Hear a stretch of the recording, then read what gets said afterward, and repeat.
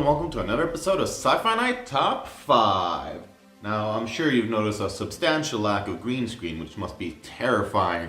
But basically, I'm not gonna let some scheduling conflicts keep me from doing a Halloween Top 5 video. Hell no. So, in this episode, we're listing our top 5 favorite slasher horror villains. When it comes to movies, few genres have villains as iconic as the slasher horror subgenre, or horror in general. There are just so many classic killers that have been cutting down horny teens since the 70s. And since it's Halloween month, obviously we're listing our favorites. So in celebration of Halloween, we're once again teaming up with our good friend Joseph Ari, who's gonna get things started with the honorable mentions and his list. Take it away, buddy. Thanks for the introduction, buddy. It really means a lot to me because this right here is where it all started. This is where this crossover became a thing. I think 4 years ago we had our very first annual Halloween special, but it didn't become an annual tradition because last year it was my fault, basically. It was my fault that there wasn't a Halloween crossover. However, we're back at it again. We've matured a lot throughout the years, and this time we're talking about our favorite slasher killers. So I'm gonna kick this off with my honorable mentions, and already I feel like some people are gonna be pissed. Screw it, these are just our opinions, okay? So if you disagree with some of our picks, just let us know about your favorite picks. That having been said, let's kick off my honorable mentions. And the first honorable mention is Freddy Krueger. He's an amazing icon of Halloween and of horror. I mean, the fact that this dude kills you in your sleep is creative. It's a creative masterpiece of an idea. And the fact that they went crazier and crazier with each installment is also phenomenal. Very similar to Jason Voorhees, who you might have to look out for. He might be on one or both of our lists. But in all honesty, I hate the remake. I hate the remake with a passion. And the only reason I didn't put Freddy Krueger on my list is the fact that he's basically on everyone's lists. And I wanted to introduce a character on my list that is not that widely known, that's only been in one movie so far, but he left a mark. So first honorable mention is Freddy Krueger. Second one goes to the Xenomorph. I know it's technically not a slasher killer, but it is a monster that hunts you down in the dark and that will fucking kill you. I love the Xenomorph. It's a great creature. It's probably my favorite creature design ever, but compared to all the others, I just don't associate that beast that much with horror, even though Alien is one of the greatest horror movies of all time. And last but not least, The Predator. I love the Predator films. Well, that's not actually true. I love the first Predator and I love Predators. All the others are okay or shit. Let's not talk about Alien vs. Predator. Those movies never happened. That having been said, Sebastian, kick off your list. Okay, interesting honorable mentions. I mean, I personally would rate Freddy Krueger a little bit higher, but we'll get to that later on. And when it comes to the Predator and Xenomorph, I honestly didn't even really think about it, didn't cross my mind. But when you put things into perspective, a lot of the times we do kind of check off the boxes of horror killers in the way that they act, picking people off one at a time. We got the iconic look and weapons and attacks and stuff like that. So it's actually a pretty solid choice, even if generally I guess our roots are a bit more in sci-fi, we definitely follow a lot of the horror tropes as well. So that brings us to my honorable mentions, which goes to Candyman, Michael Myers, and Chucky. 1992's Candyman is such a criminally underrated film, so much better than you think. Serving as a vengeful entity from the past, almost reincarnated in the form of urban legend. And if you look in the mirror, and you say his name 5 times, he'll appear behind you, breathing down your neck. You want to try it? Candyman, played fantastically by horror staple Tony Todd in what might be his best performance ever, has a sense of class and coolness unmatched by any other slasher villain. Also, his story is one of tragedy, making him a surprisingly sympathetic villain.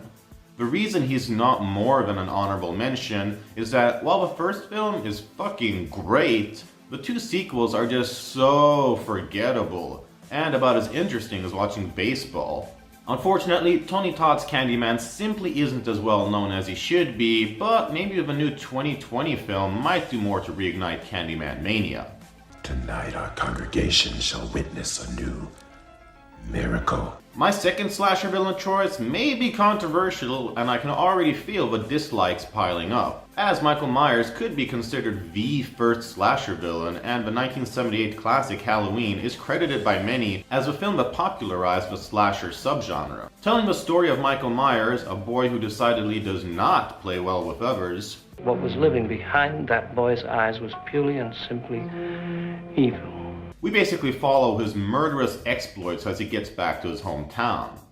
So while Michael Myers is very historic and important, I kind of feel like he's one of the less interesting slasher villains. I mean, not having a whole lot that sticks out personality-wise or anything like that. Admittedly, he does have an interesting mystery angle in the whole pure evil thing, but I mean, it's nothing that really is explored. Admittedly, it doesn't necessarily have to be either. But while Michael Myers was the first, he isn't necessarily the best in my opinion, and while he is an icon of horror and one of the all-time greats, rightfully so, he doesn't quite hit the top 5 for me, anyway. Halloween, the night he came home. My final honorable mention goes to Chucky from a classic Child's Play series. Yeah, get the hell out of here, Leprechaun. When it comes to vertically challenged killers, none is better than Chucky the Evil Doll.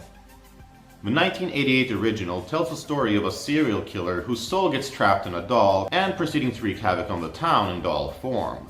The suspense in the first film is actually pretty good.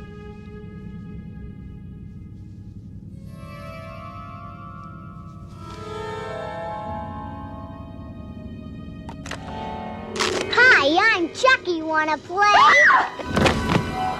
And the sequel is damn solid too, in one of those cases where the first direct sequel stands as the best film of the series.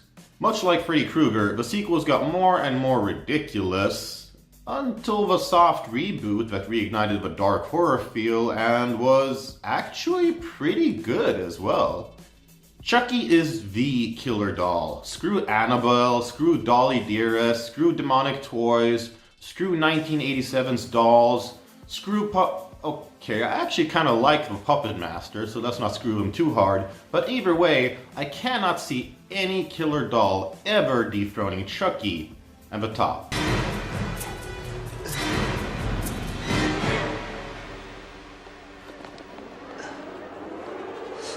Rude fucking doll.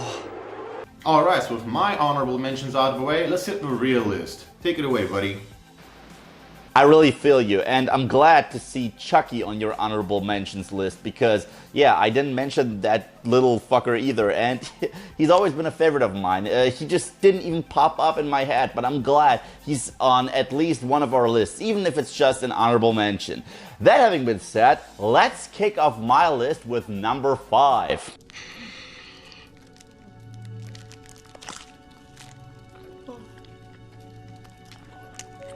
And yes, as I promised, I wanted to introduce a character that hasn't been in so many films. As a matter of fact, he's been in one feature film, one cartoon, and one comic book. I'm talking about Sam from Trick or Treat. Now, why is this little creepy guy on my list? First of all, he is an icon of Halloween, in my humble opinion. That dude has a pumpkin for a hat, and he will kill you. He will massacre you with a knife, so there goes the slasher bit. But I love the fact that he is so passionate about Halloween. He will only punish you if you don't follow the rules and traditions of Halloween. And me being such a Halloween nerd, such a lover for Halloween, how can I say no? I mean, this year around, I don't even know if I'm going to a party, which really bums me out. But Sam, the inner Sam inside of me, just wants to do something crazy, just wants to go out there. And I love the fact that he makes sure that people all over the world will continue to celebrate this holiday.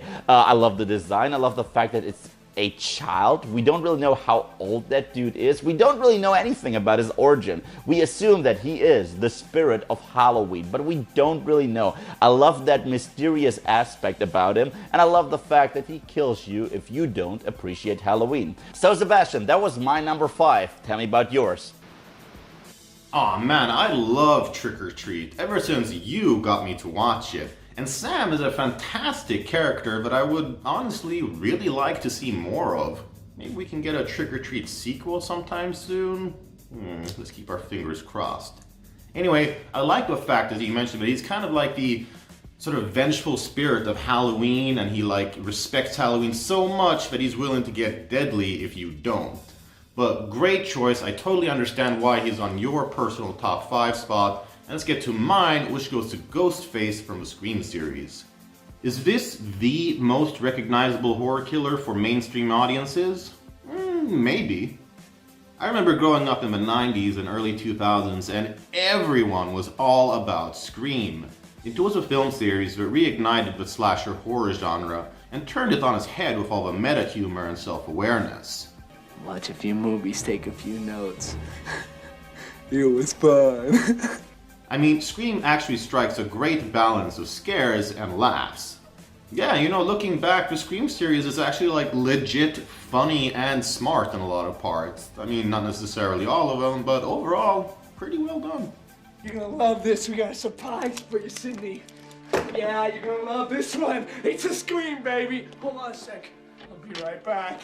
While I don't think most people know the name Ghostface, everyone knows Scream. And, well, I'm sure we all know the story by now. Sidney Prescott and her friends get embroiled in a sinister murder mystery over the course of 4 movies, and why all these random people keep targeting Sidney and somehow have a secret connection to her, minus Scream 4 I guess, is kind of absurd.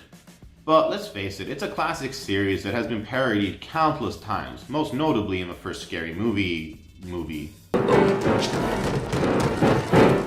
And you know, with the exception of the 3rd film, I'd say the entire Scream series is actually pretty solid, which is rare for a horror franchise. I admittedly haven't seen the TV series, I've heard good things about it, I will get around to, you know, eventually. But like I said, it's very rare that a horror series can have such a strong lineup, almost from start to finish anyway.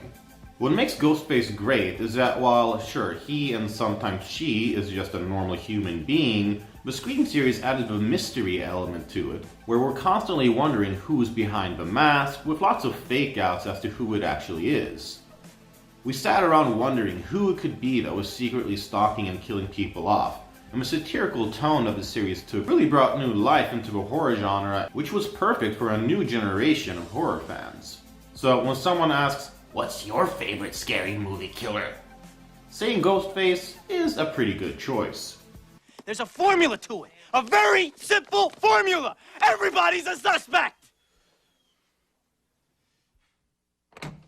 But yeah, that's my number 5. Why don't you let us know what you think of Ghostface and tell us your number 4. Ghostface is always an interesting choice. I love Ghostface and I don't want to talk too much about him because he might appear on my list. But yeah, I totally get what you're saying. Ghostface has become a strange icon for the holiday season and the slasher season because he was so self-referential. And the fact that you can basically turn everyone into Ghostface is an interesting idea. That brings me to my number 4, which is Ghostface as well. Now, let's get into why I love this character so much. Even though these are several characters. Ghostface is like Batman. He's an idea. I love the fact that Ghostface is basically us, horror movie obsessed fanboys who took these movies way too seriously. And Wes Craven did something amazing with his Scream movies, even though not all of them are good. I mean, part 3. You kidding me with that shit? But in general, I like the idea that Wes Craven poked fun at the media hysteria. You know, telling us that horror movies and video games actually inspire real-life violence. Just like they did this year with Joker, Ghostface pokes fun at that, yet sarcastically is inspired by horror movies. I love that aspect so much. You know, when he calls you, you better get your lore right. You better know about every single horror movie. You like scary movies? Uh-huh. What's your favorite scary movie? I don't know. He will test you similar to Sam, and if you fail, well, you lose your life. not every single Ghostface reveal has been great. Personally, I think the first one had the best reveal, and in case you haven't seen this film, I don't want to give it away, but I always loved Ghostface. I haven't seen the series, even though some people told me the TV series is actually good, but I will always have a soft spot in my heart for the Scream movie series, and of course for our beloved Ghostface. So that was my number 4. How about yours? Oh man, I love it. Every time we have one of these kinds of lists, it feels like we always have at least one spot that's very similar. But anyway, since we already know what I think of Ghostface, let's move on to my number 4, which goes to Pinhead from the Hellraiser series. Alright, I gotta be true to myself, I fucking love Hellraiser. Admittedly, the series is much more known to hardcore horror fans, but I've seen every one of the 10, yes, 10 films at least once. The Hellraiser story, which started with a 1987 original based on Clive Barker's short story, tells the tale of a hellish puzzle box with a lament configuration, capable of opening a pathway to hell, a twisted dimension of pleasure and pain controlled by the Cenobites, demons to some, angels to others. Or, well, I mean, the first 2 movies did that at least. A lot of the sequels suck and kind of go off the rails, but anyway, Pinhead is the leader of the Cenobites, and much like Candyman, he's an incredibly cool, classy, and underrated slasher villain. Yeah, it's kind of like if Emperor Palpatine and Jigsaw had a demonic baby together who read a lot of literature and has a fantastic vocabulary. When you attempted to live beyond death, you entered into my domain.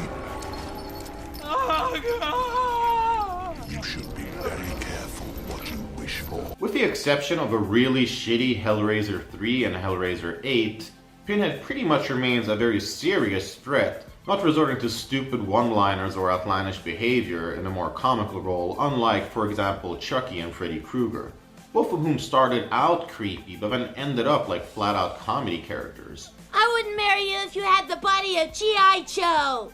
Hey, Raggedy Ann, you looked in the mirror lately? Now's not the time to get picky. Pinhead is not the strong silent type. Nah, he'll explain in beautiful detail what he's gonna do, what his plans are, and he'll make it sound fantastic. Although the boy will not die here, for 1,000 years his dearest wish will be that he had. For God's sake. Do I look like someone who cares what God thinks? Also, just fucking look at him. He's the stuff of nightmares, truly straight out of hell, and his look is so unique and recognizable. Yeah, even other horror villains recognize him.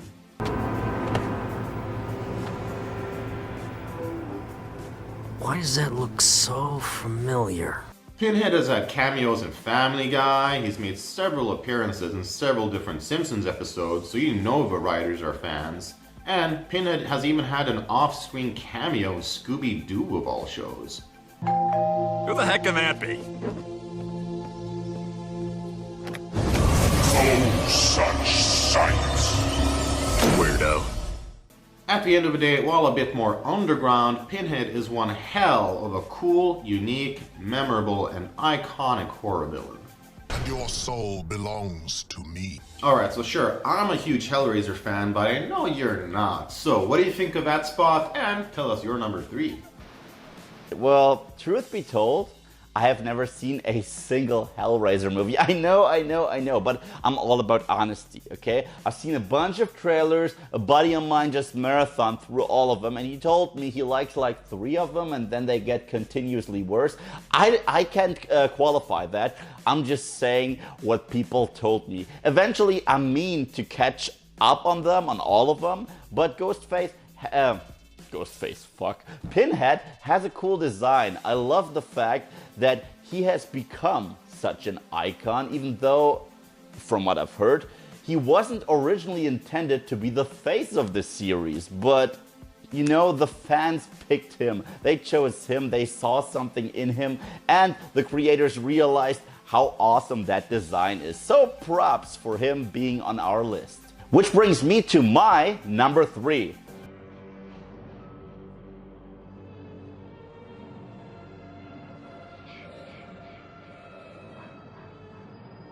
Jason Voorhees. Yes, I know, no number 1.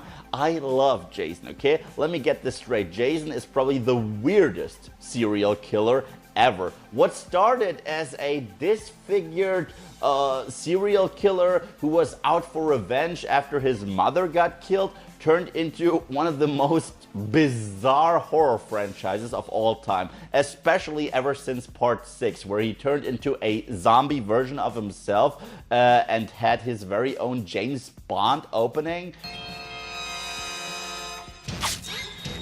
Yeah, I love the fact that they just went balls to the wall with this guy. I loved him when he was still sporting the sack over his head, but I appreciated him even more the crazier and crazier he got. He is this unstoppable force who even went toe-to-toe with Freddy Krueger, and when Freddy Krueger tried to kick him in the crotch, his foot hurt. Yeah, that's how badass he is. He's got nuts made out of steel.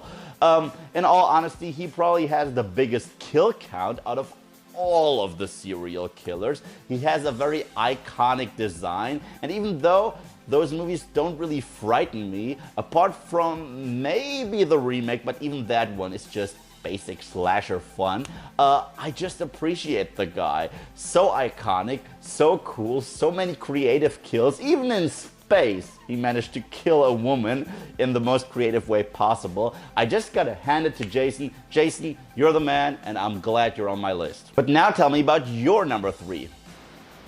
Oh man, no horror movie villain list is complete without Jason Voorhees. Fantastic choice, but I don't want to talk about it too much just yet. So that brings us to my number 3, which goes to Leatherface from the Texas Chainsaw Massacre series. Here we go with one of the true OGs of slasher horror cinema. Leatherface is a great and super memorable villain, very possibly because he was partially inspired by real-life serial killer and necrophiliac Ed Gein. And note, while he did actually wear people's skin, he did not actually use a chainsaw. 1974's The Texas Chainsaw Massacre was a film that changed things. It was deemed to be the most violent, depraved movie ever at the time, despite it not actually being as gory as people seem to think it is.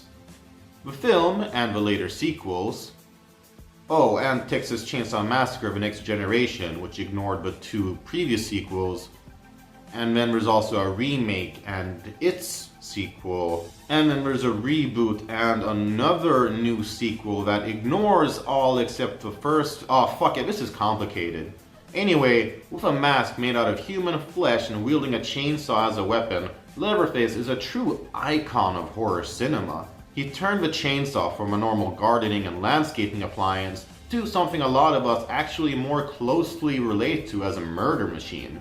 What I really like about the Leatherface character too is his vulnerability. I mean, he's a very obviously exploited person, very naive, who's just kind of a product of the environment he was brought up in.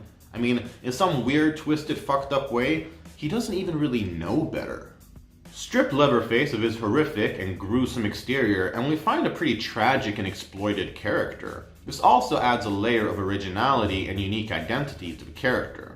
Now, that does not make up for the psychotic things he does, and really, in a lot of ways, especially in some of the mostly shitty sequels, Leatherface truly is one of the most brutal and horrific killers on the list, almost reaching Pinhead heights of torture and horror. Obviously, Leatherface is a classic villain, and him and the Texas Chainsaw Massacre has been parodied, referenced, and paid homage to in many movies, TV series, and a surprisingly large amount of video games, actually. So, when it comes to this villain, he's not just awesome, he's chainsawsome. Alright, that terrible pun was probably the most horrifying part of this entire video. But, Joseph Ari, let us know, what do you think of Leatherface, and what's your number 2? Yeah, Leatherface always creeped the living shit out of me. But truth be told, I only ever saw the very first Texas Chainsaw Massacre film, and even though it really left a mark, and even though that character became iconic in my mind, he wasn't as memorable as some of the other characters on our list. That having been said, the fact that he is a cannibal who wears other people's skin as masks, yeah, that's a creative idea. That's some fucked up shit, and I still remember how people bitched all over this movie. And you know what? If a horror film is considered controversial, you know it's doing something right. So glad to see him on your list. Which brings me to my number 2, a very controversial character as well. I'm the man you call Jigsaw.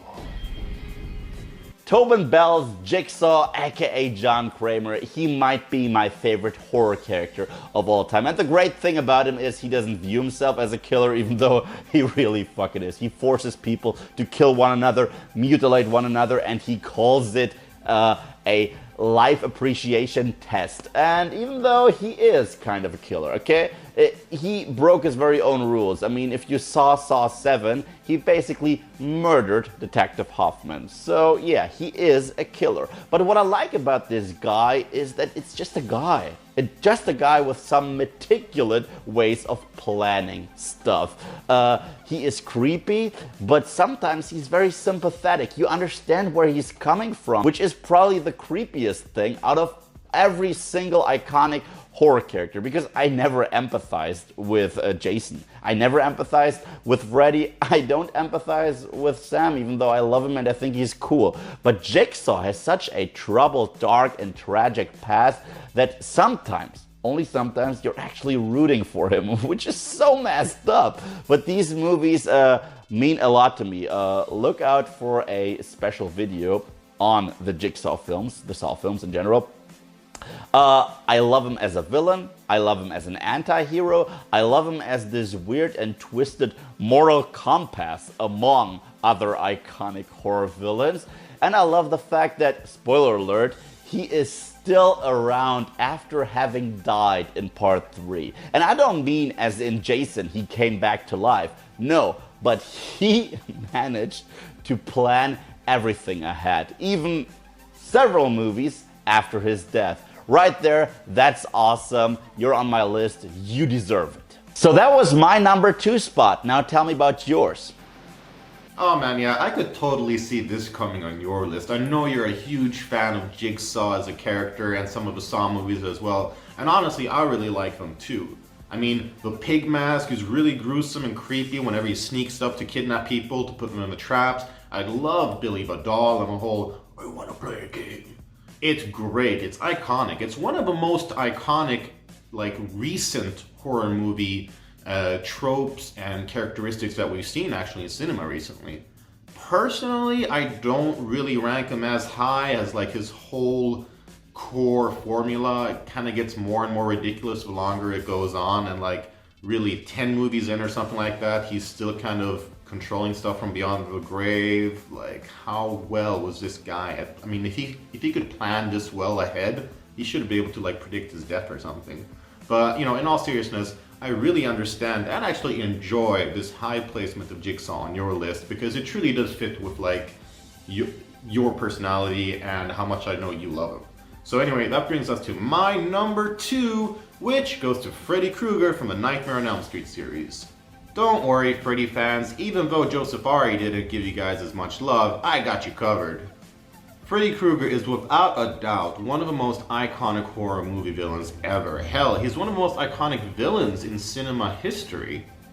Starting with the 1984 original, A Nightmare on Elm Street tells the story of Freddy Krueger, a child murderer who was burned alive by parents in the neighborhood, only to return as a demon, preying on the now more grown-up teenagers in their dreams.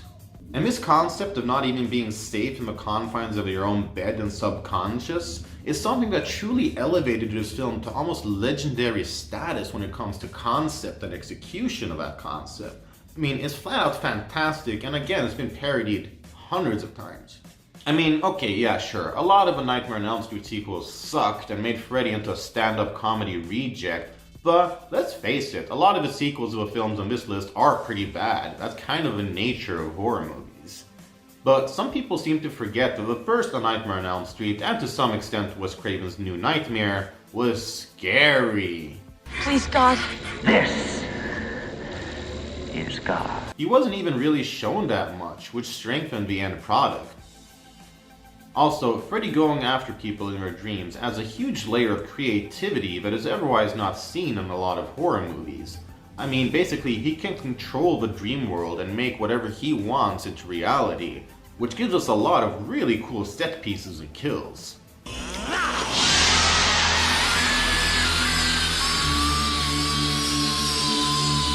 His bladed glove is a really cool weapon, his burned face is iconic, I mean his overall look is just great, and I actually even like some of his one-liners. Fuck the prime time, bitch! And I mean, Freddy has been featured in so much entertainment, TV shows, specials, and hip-hop songs for some reason. It's time for Freddy. See, I'm a popular guy. If you don't know yet, you're gonna find out why. So while the character himself was brought down quite a bit by the way the later sequels became more and more comedy-styled, Freddy still stands as an original, iconic, haunting horror villain that is the stuff that dreams, or in this case nightmares, are made of. I'm your boyfriend now, Nancy. And okay, we did kind of already get your Freddy Krueger take, but you know, let's expand a little bit and let us know, what's your number one? Oh, obviously. I mean, Freddy Krueger is amazing, and I'm still kind of sad that he's not on my list, but I wanted to make room for Sam. He's that important to me. But what can I say that you haven't already mentioned? I love the idea that there's a killer that can get you in your sleep. When you're at your most intimate, when you're at your most private and vulnerable, this is where he strikes, and out of all the other killers has this twisted sense of humor that just shines through, and they continue to develop that further with every single installment. Not every single installment of this series is great. I mean, and we could basically say that about all of our horror characters, because there are a few shitty Jason films out there as well. But what they did is have consistency with this character. The character himself is awesome, fun, and if a character is so much fun, even if he's a bad guy, you know that they're doing something right. Similar to Jigsaw, you're not only in this case you're not rooting for him, but you enjoy his on-screen presence. So great pick, buddy. And that brings me to my number one spot.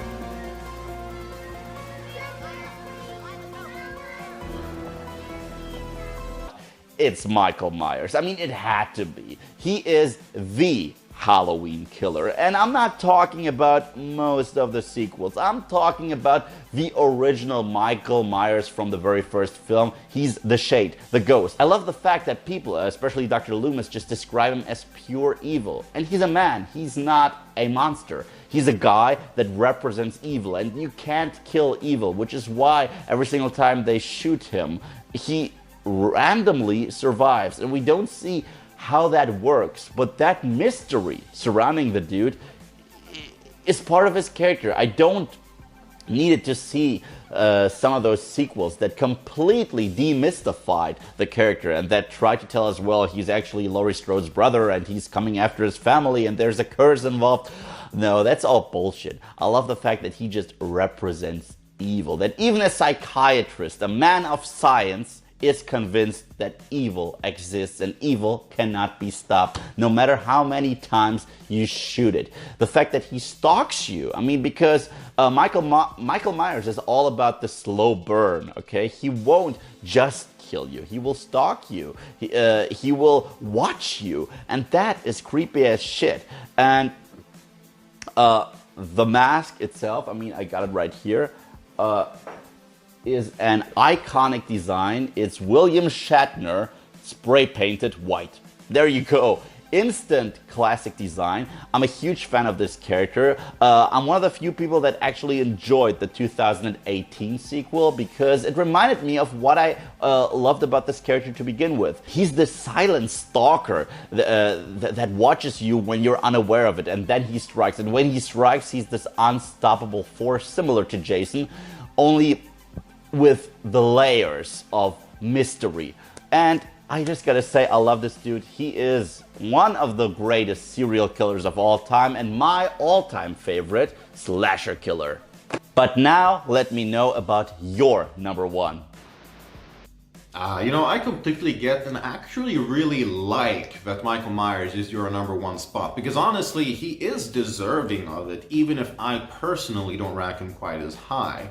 I mean, I really like the mystery aspect of it. Like, in the first movie, he wasn't even really called Michael Myers. Like, he was listed as the Shape, because he was more like an embodiment of evil, which was actually a really cool angle that I enjoy the most. But in some ways, I kind of feel like the mystery angle isn't really explored enough, and then his identity, aside from that, isn't really there. So for me, he was beaten out by my number one spot, which is Jason Voorhees from the Friday the 13th series. Yeah, I mean, you had to know this was coming. Sure, it might be a bit cliche, but I gotta stay true to myself. To me, Jason Voorhees is the greatest and most iconic slasher horror villain ever. He did for hockey masks what Leatherface did for chainsaws. So while it was actually his mother, Pamela Voorhees, that was a villain in the first film, released in 1980, it was her son that carried on the family name with success. Jason Voorhees is basically a supernatural embodiment of vengeance and all that a slasher villain should be. Now, sure, Jason was undoubtedly inspired by Michael Myers, but for me, Jason and the Friday the 13th movies bring an energy that his fellow masked killer just don't have. Also, there's just a much larger lineup of actually pretty solid movies to choose from, which honestly does go a long way in my book. I mean, we can only really say that some of the movies of the previous franchises we've talked about are truly great or, proper good. But for me, I feel like actually a lot of the Friday the 13th movies actually hold up what they're trying to do and accomplish exactly what they set out to. I mean, obviously there are bad movies in there too, but overall I'd say that the Jason character is pulled off pretty well even in the bad ones. And unlike A Nightmare on Elm Street and Halloween, the remake was actually not that bad and, in my opinion, even pretty good. Like, let's face it, you can take someone who's never seen a horror movie before in their life, show them a picture, and chances are they'll be able to identify Jason by at least his first name.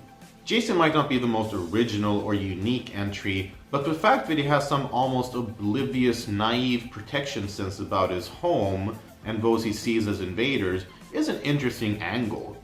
I mean, sure, some of the sequels went a bit off the rails, turning him into a zombie and like an evil slug thing and like a cyborg. That's all pretty ridiculous, but that's not what we think about when we think Jason, really.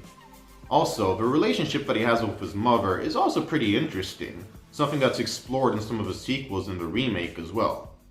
At the end of the day, Jason will always be my all-time favorite slasher killer. He has been ever since I was a teenager. There's something about him that's just stuck with me. And, to me, this Friday the 13th frontman ends up being number one.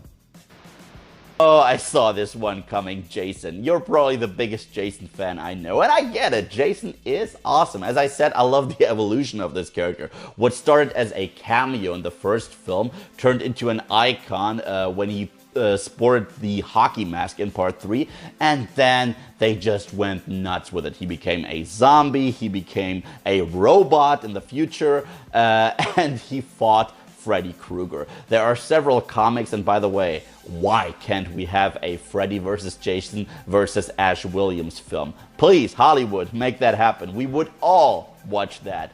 But yeah, I'm really glad to see him as your number one, because this reminds me why I love you so much. The first video I ever saw that you put out was your top 5 Friday the 13th films.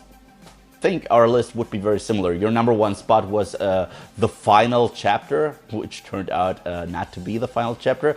To me, it's either that or Jason Lives. They're always competing over the number one spot.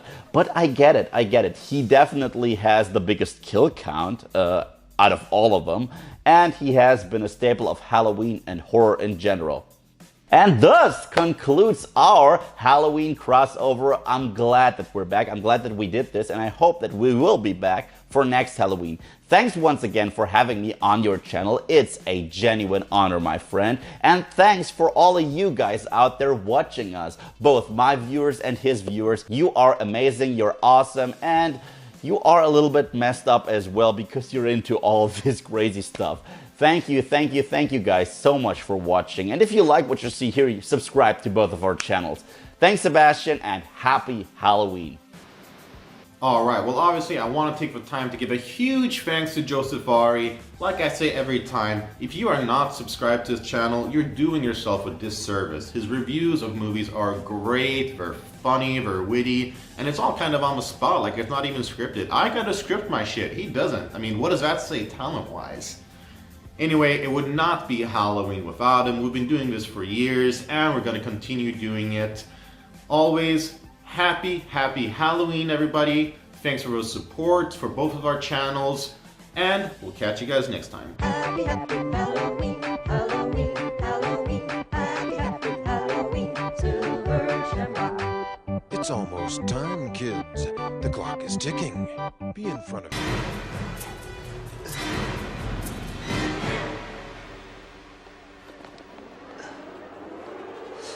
Rude fucking doll. Happy Halloween, Halloween, Halloween, happy Halloween, Silver Shamrock. Happy Halloween, Halloween, Halloween, happy Halloween, Silver Shamrock. It's almost time.